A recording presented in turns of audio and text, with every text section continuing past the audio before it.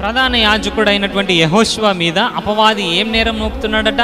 ఈయన మలిన వస్త్రంతో ఉన్నాడు, ఈయన అలా ఉన్నాడు, ఈయన పాపి అని ఎన్నో నేరములు మోపుతూ ఉన్నప్పుడు అక్కడ దేవుని దూత కొరివిగా ఉన్నాడు, ఈయన అగ్నిలో నుండి తీయబడినటువంటి ఒక కొరివిలా, ఒక నిప్పు కణంలాగా ఉన్నాడని మాట్లాడినటువంటి సందర్భం మనకందరికీ తెలుసు కదా ప్రియ దేవుని బిడ్డలారా.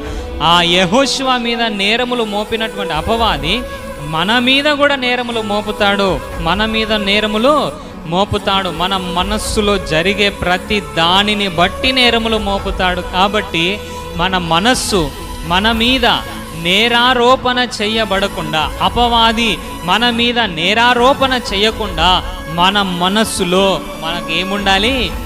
సత్యము అనేటటువంటిది ఉండాలి. అపవాదికి అవకాశం ఇవ్వకుండా సత్యము అనేటటువంటిది మనము కలిగి ఉండాలి ప్రియ దేవుని బిడ్డలారా. అంతేకాదు